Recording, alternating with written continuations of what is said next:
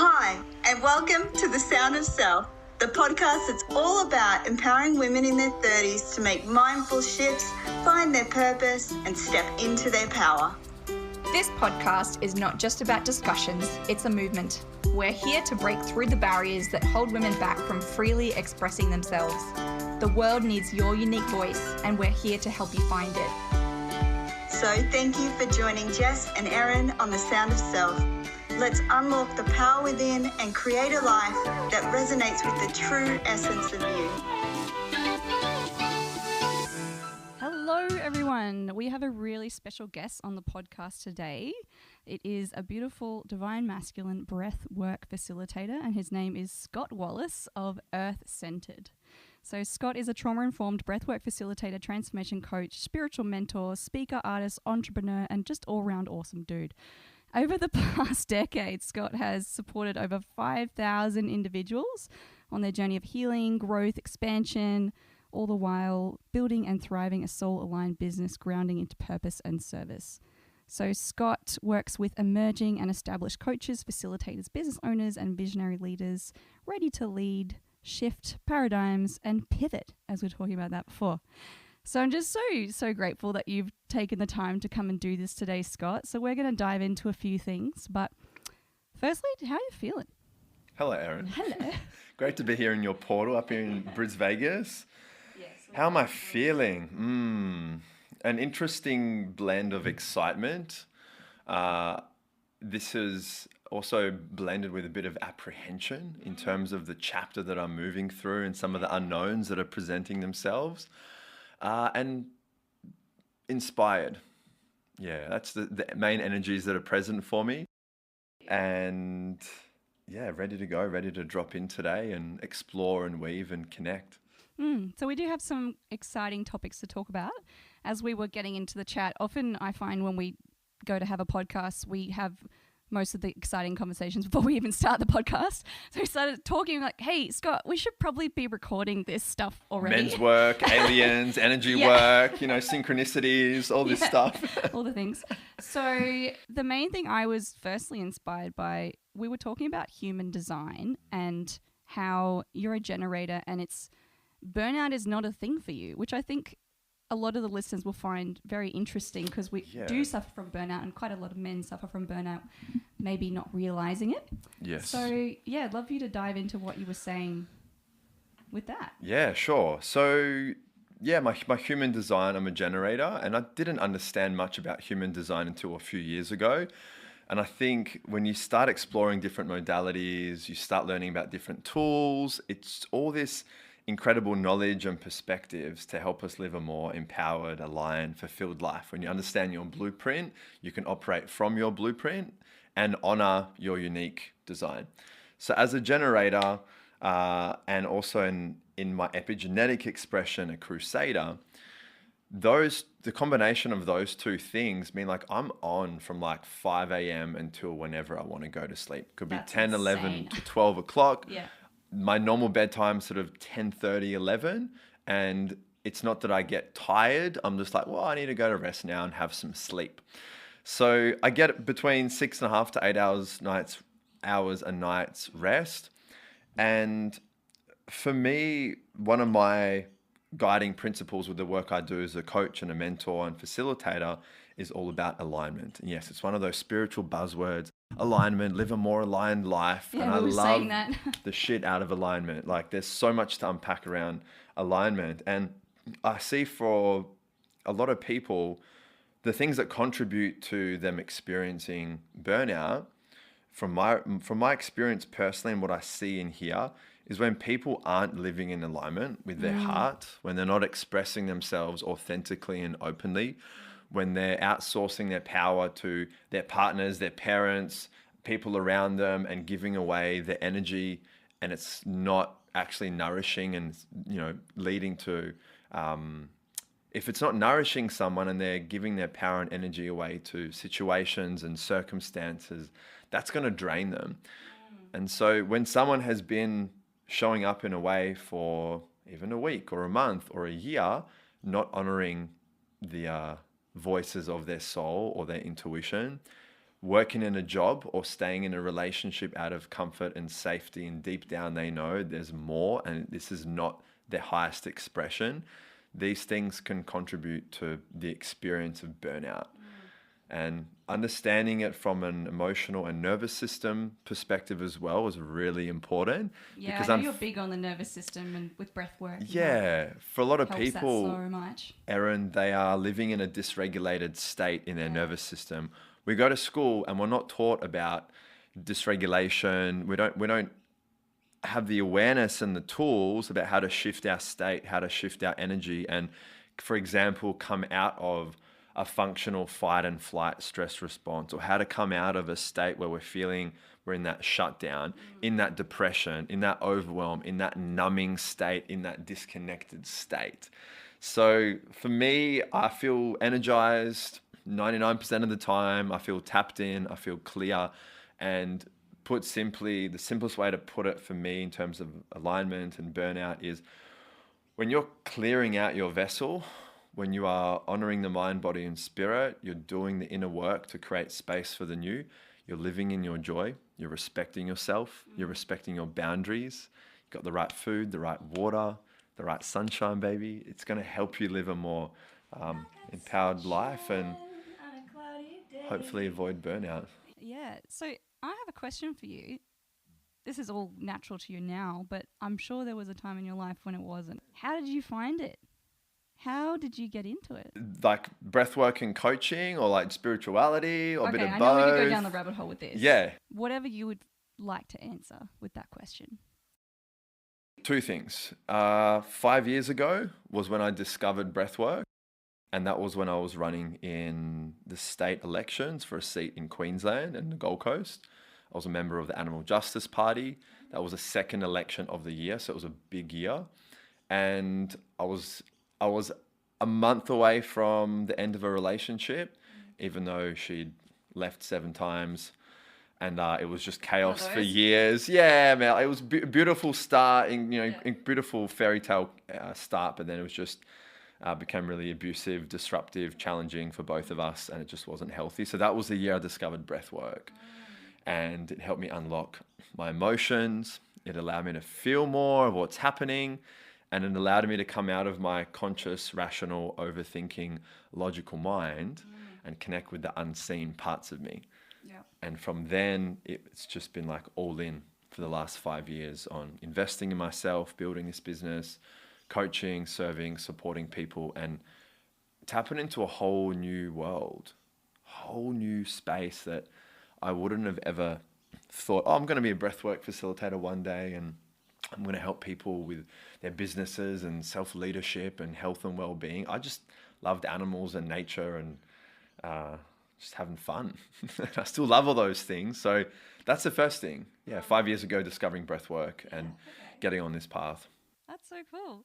And we were talking before we started the podcast as well about how there are not many men in this space. And I know this is, a podcast mainly aimed at women, but I think the more we can bring men into this space and understand how to communicate that across the water channel, so to speak, to bring more men in. So it's really cool that you are, you're saying you don't have a lot of male clients, but we would like to bring that more in. So if you were talking to, if someone wanted to tell their partner or bring them into this space, what would you say to them to get them to open up to this path? Yeah, so important. So yeah, as you were saying, Erin, each year for me, the ratios of male to female clients is shifting, but on like overall, the majority of my clients are women, female business owners, entrepreneurs, parents.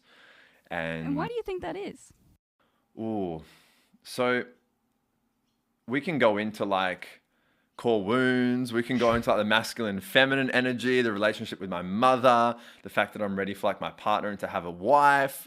I spent a lot of time with my mother, about 10 or 11 years. We were just ourselves. So I developed a level of like emotional awareness, a level of like safety and attunement and honesty and transparency with my mother that was really powerful and really valuable. Yeah. And only child as well. So I had to, become charismatic to go and connect and play with people. I would say, Only child also. yeah, high Grew up as five. one. Yep. Had to learn to play with ourselves. Woohoo! It's definitely a sexual innuendo. Yeah. It's a skill. So, yeah. So I'd say it's a combination, like some of the, wow, as you've asked that question, so many threads have opened up for me. I love doing So this I though. think I love like picking a brain, like, haha, you thought you'd be a nice, simple podcast. Let me answer like why I think it's that way. Based off what I've heard and seen from a lot of my female clients, when a male comes into their life, I would consider myself fairly integrated, have a level of awareness, a commitment to myself, personal development, radically self-responsible. I can take responsibility for what's my experience, but also at the same time be patient, supportive, hold space for someone. And for my female clients, I can stretch them, challenge them, and be a safe space for them to unravel, to be in their full power. A lot of my female clients haven't had that. Yeah. So like, oh shit, here's a guy, Yeah. here's a man who's reflecting that energy. Yeah. And that has been challenging over the years around client dynamics and attraction. bet. And to be like, hold You're on. an attractive guy. Thank you. I'm a sexy ass motherfucker. That's right, you are. Sometimes I don't feel that way, but 99% of the time I do. You know, when insecurities and doubt kicks in, it's like, Oh, we've all been there. Anyway. Yeah, and I think most women are coming from a place of wounding when they're going into the healing space. Like, there's a reason why they're coming in to be healed, and you know, often it can be to do with masculine wound. Yeah. Right? Their relationship with their father. Yeah. Past, relationships with other men. So I've seen the power of women working with men.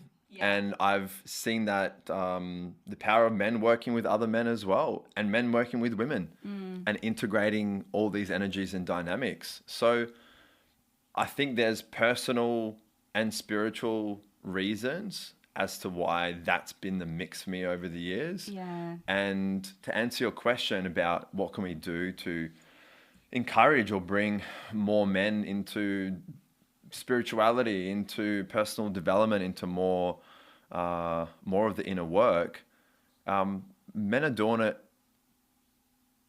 and it doesn't always, from what I see, even at a lot of events and training, there's just a lot of women.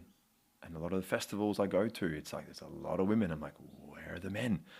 It must be so overwhelming for men as well, because when I did light code training, there was one guy in the room in the level 2 one, and all these people going through their processes, right? Like they're moving through things, they're releasing things. That I kind of felt for him, because it would have been very overwhelming to be in a room of like 35 women and to be the only guy.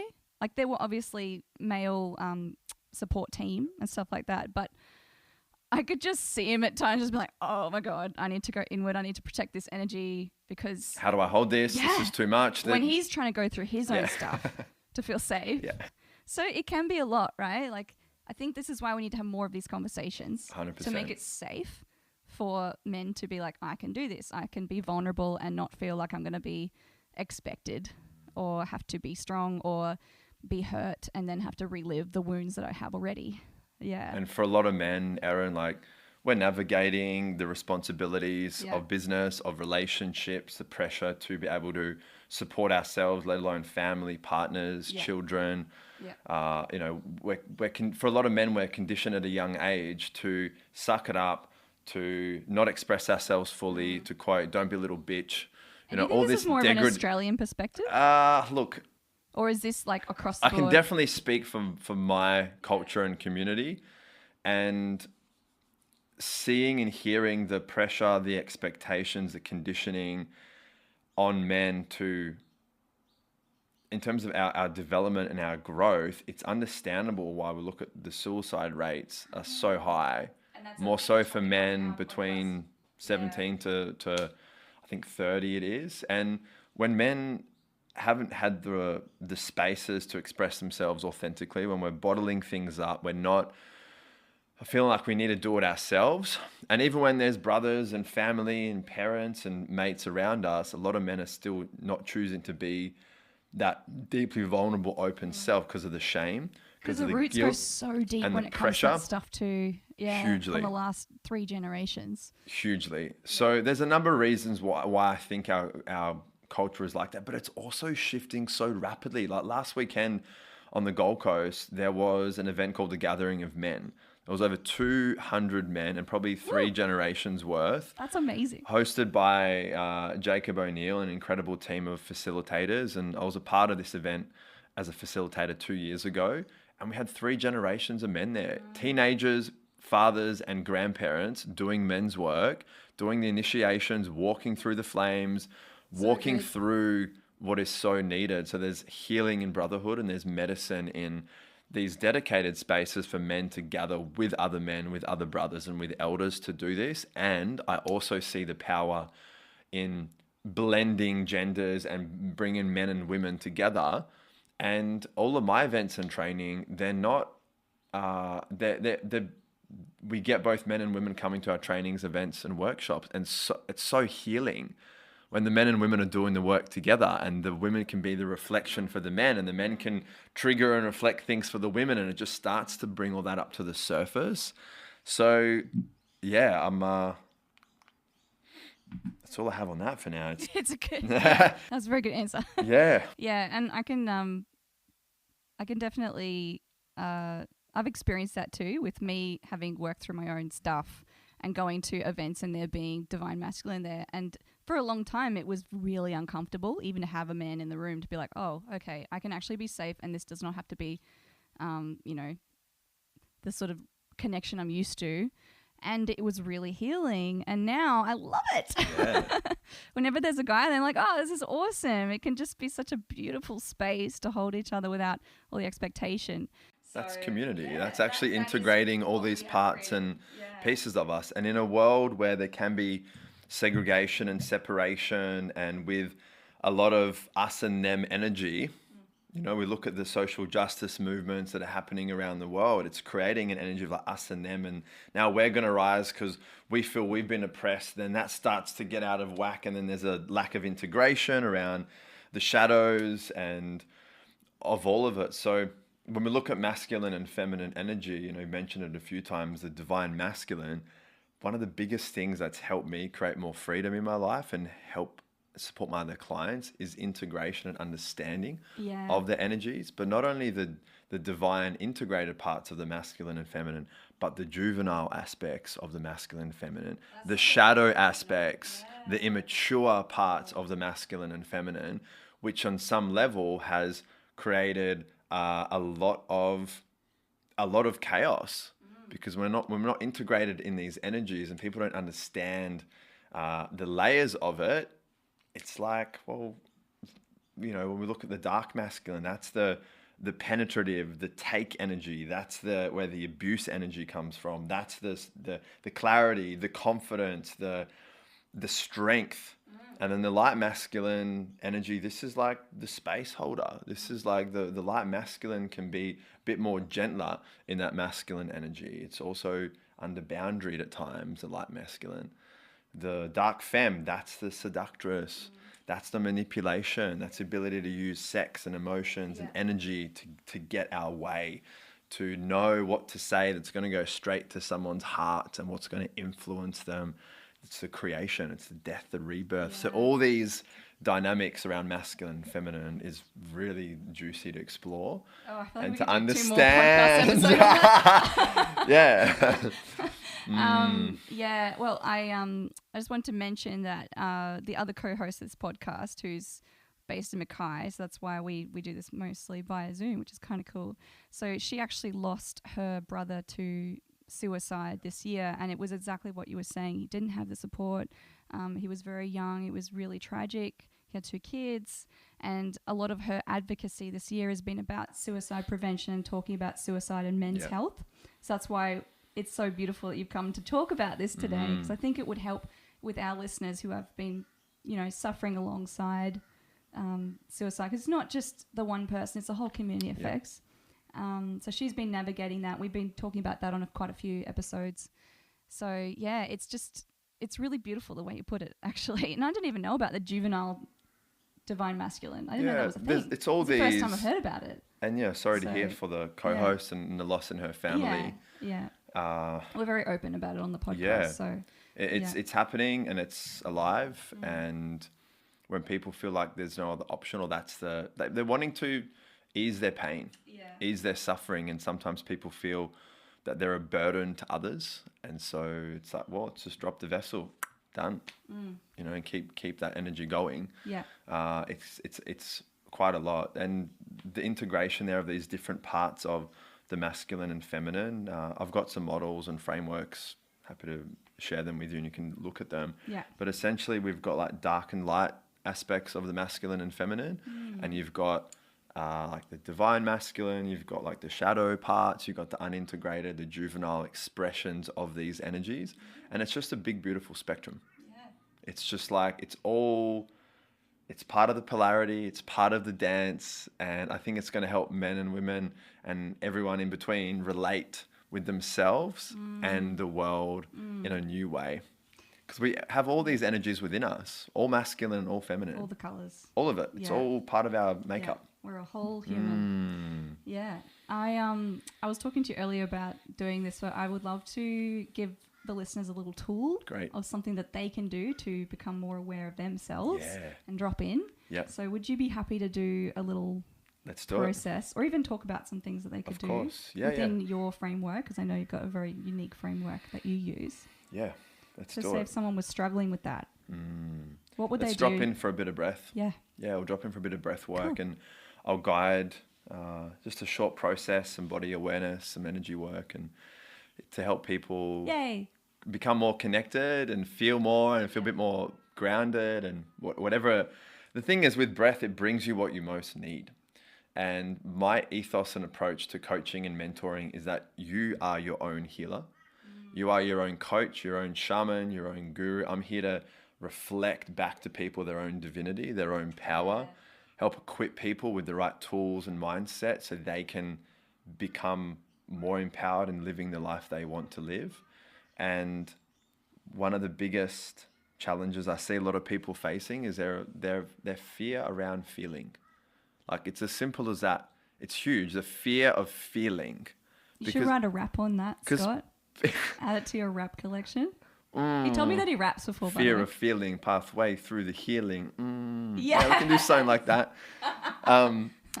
So when we can expand our capacity to feel more and become more comfortable in the uncomfortable, that's when so much growth can happen. So let's you can follow along with this practice if it's safe to do so and you're not driving. Yeah. Because I'm going to ask you to close down your eyes. So just centering yourself in your chair or your couch, wherever you're sitting. And we're going to start by bringing your awareness to your breath.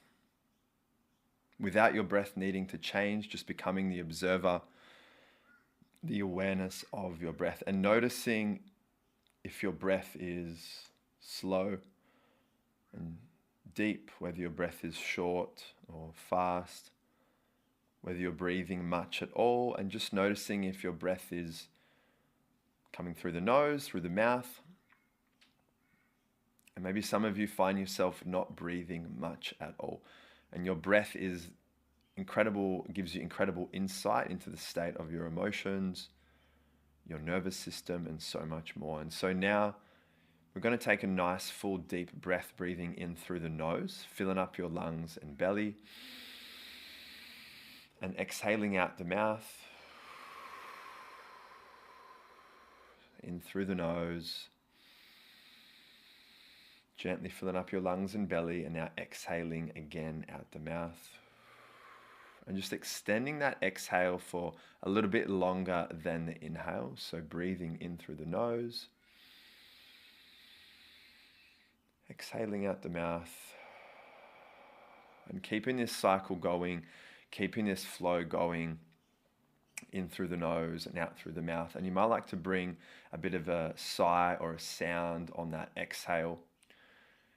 And with each breath, inviting you to relax your shoulders, to open up your palms, to open up your body language,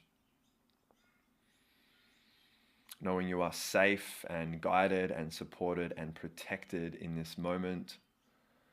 And this is an opportunity for you to tap into your own inner wisdom, to slow down, to recalibrate and realign. And this breathwork technique is going to slow down your energy and down-regulate your nervous system, bringing you into a parasympathetic state where the rest and digest energy is. So keeping this going for another 5 breaths now, in through the nose, out the mouth. 4 more, fully in.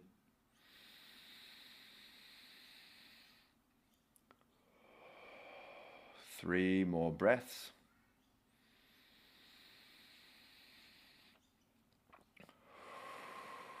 2 more breaths.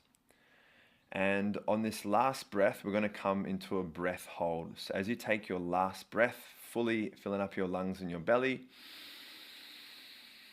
Now exhaling fully, emptying your lungs. And coming into a breath hold. Holding that breath.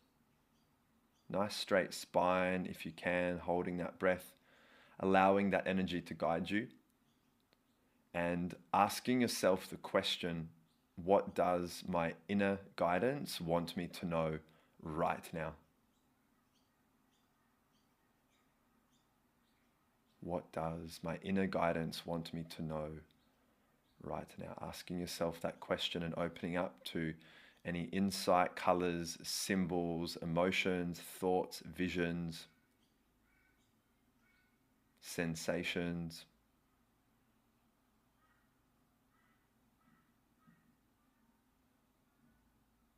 And holding that breath for as long as feels good for you. And when you are ready to breathe, just bringing that breath back in through the nose.